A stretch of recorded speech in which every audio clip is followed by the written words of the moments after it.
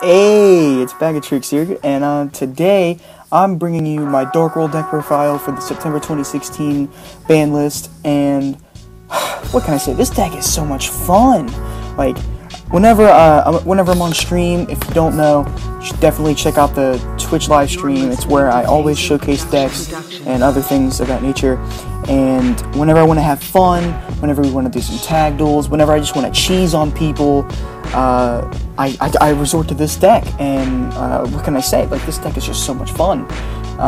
Allure of Darkness is at 3. Granted, I don't run it at 3, but it's still at 3, and it speeds up the deck enormously if you want to use it. But there are so many different versions of Dark Worlds. This is the combo version. It's very combo oriented. It's very fast, and let's just go ahead and get started. So, start out with the main deck. You already saw him. It's triple Grapha. You gotta run him at 3. He is the bread and butter of the deck. He's a level 8, 2700 attack. His effect is you can if he's discarded by card effect, you can pop a card your opponent controls. It's not once per turn. Also, if it's in the graveyard and you control a Dark World monster that's not Grapha, you can bounce that card to your hand to special summon the Grapha from your graveyard. So it's really nice. 2700 attack. The field spell makes it 3k. It's a really good card. You gotta run him at 3. He's the best card. Next up, Snow. Snow is your searcher. When it's discarded, you search a Dark World card, whether it be another copy of Snow, whether it be Grapha, your other monsters, your spell cards, your field spell, whatever. It searches all of that, and you gotta run him at 3. And we only run 2 Brow. A lot of people are gonna be wondering why I only run 2. But I don't run 3 because the idea behind it is I would rather search my combo cards, my specific cards with Snow, than draw a random card with Brow. And Brow, I just don't find success with it at 3. I think 2 is a perfect number for it. And then we do run 2 Beige. Beige, when it's discarded, you special summon it back from the grave. It is the easiest monster to get on board to bounce back to summon the Grapha from the grave, so you gotta run him at 2. And that is it for the Dark Worlds. On to the other engine that we run. We do run Burning Abyss. The one Graph, it special summons the Burning Abyss from the deck. Seer summons a Burning Abyss from the grave. We do run 2 Libics. I find some good success with Libic. Libic's very decent because it special summons a Dark level 3 Fiend from your hand. So that could special summon the Brow if you've already normal summoned for turn. It can also special summon any of your other Burning Abyss monsters, so Livic's really good. I like it at 2. One Skarm, it searches the entire Burning Abyss lineup. It searches Tour Guide, searches Brow. You gotta run him at least 1. One Farfa, just to banish problematic monsters your opponent controls, bait out an Infinity, etc. One Barbar. Barbar's really decent because this deck can push for a lot of damage, and sometimes you just might want to just Barbar somebody for game, just do a little bit of burn. That's it for the Burning Abyss engine. Really small, but it's all we need. We do run 1 Tour Guide. It's the best card in the deck. It searches, you just special summon its partner in crime, Fiendish Rhino Warrior, and this card is so good in the deck. So if this is on board, unless you Tour Guide it, this card, it prevents your other fiends from being destroyed by battle or card effects, which is really good. It's a protector, but also you can just send another fiend to graveyard when this goes to grave. So that means you can send a Burning Abyss, or you can send Grapha.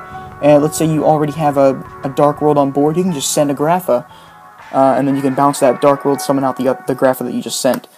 We do run 2 Cerberus. This card's very good. It has the Beige effect, but it's better than Beige, because you can actually discard this card as cost for Twin Twister or something, or Mass Change 2, and it'll special summon itself. Beige specifically says card effect. This one says if it's just discarded. So that's it for the monster lineup. Pretty nice. Fabled Cerberus is also the tuner. We do run triple Gates to start out our spells. This is the field spell. It's searchable, gives your monsters a 300 attack and defense boost, and then you can banish a fiend, discard a fiend, draw a card. Very nice. Triggers your Dark World's effects. Triple Dark World dealings. I can't find this card anywhere, but you have to run this card because it's searchable, and its effect says each player draws 1 card, then each player discards 1 card. So it triggers your Dark World's effects when discarding, and gives you draw power. Very, very good. Very, very good. Triple drag down. This is the other draw card that is very standard in Dark Worlds.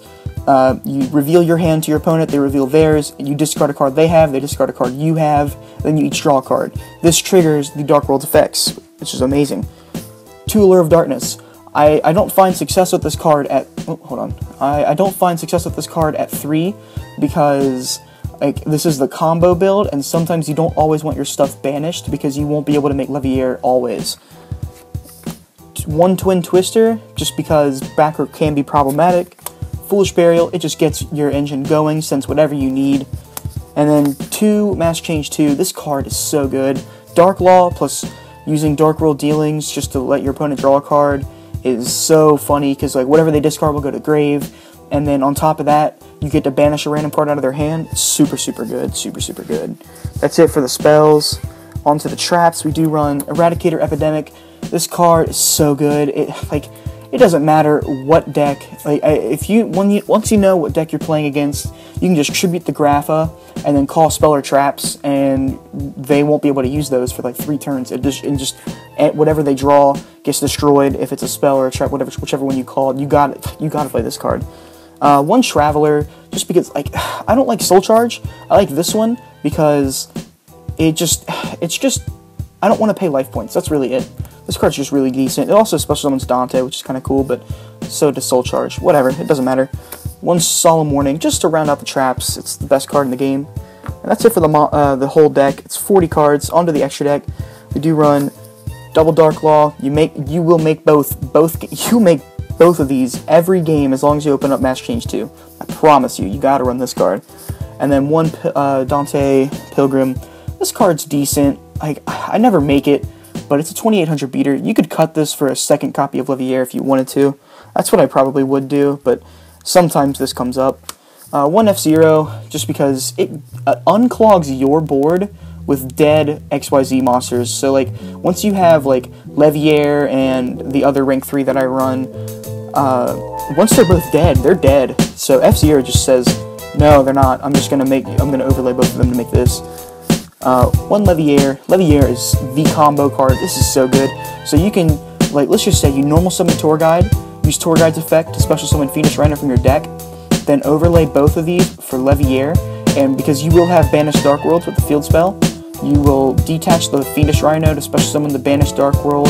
Rhino's effect will activate to send a Grapha from deck to grave, then you'll bounce the Dark World you just special summon with Leviair to special summon that Grapha you just sent to grave. It's so good. So good. This card's amazing. 1 Dante. It never comes up. Well, it does come up quite a bit. But we go into this if we're not ready to commit to our Leviair combos. So this is just the backup rank 3. And then 1 Ghost Trick Alucard. This card is actually really, really good in the deck because with the draw engines that we run, with the Dark Law and all that, our opponents are not really going to know what to do. If they don't draw into like Regeki or something, if they can't get out of Dark Law, they're just going to be setting monsters and passing. And so I figured, why would I let them just set a monster and pass when I can just go Alucard and pop the set monster? This card's really, really good. I've been having a lot of success with this. I find it better than Grand Pulse. And then 1 Abyss Dweller for the rank 4. This card, it doesn't come up that much, but you could run it, as well as Master Key Beetle. Master Key Beetle's a phenomenal card, but I don't main deck Emptiness. I side it. However, if you want to take out the Dweller and Key Beetle for the Utopia package, then so be it. But that's whatever. And then on to the other cards that we run. We do run 1 Beatrice. We can make it in the deck. It's very, very strong. Sends whatever we need. Everybody knows what Beatrice does. For the rank 8s, we go on to Felgrand. Felgrand's really good against the Burning Abyss matchup, which is this deck's hardest matchup. That and Blue Eyes.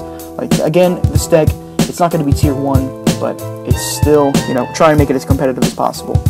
1 Hope Harbinger, Dragon Titanic Galaxy. Everybody knows what this does. It just says no to spell cards.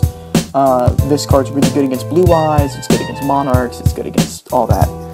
And then 1 Zombie Stein. This is the reason we run the deck.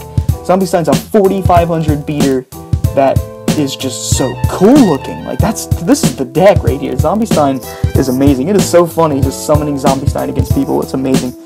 And then onto the Synchros, we do run 1 Vulcan the Divine. I've had a lot of success with this card. if you don't know what it does, when it's summoned, you bounce a card you control, you bounce a card your opponent controls. It's mandatory, so it could bounce itself if you have no other face-up card. It has to target face-up cards. But what's cool about Vulcan, it synergizes with your Dark Worlds, because like you want the Dark Worlds in hand to discard them with Dark World dealings and gates, so that way you can draw cards and stuff and use their effects.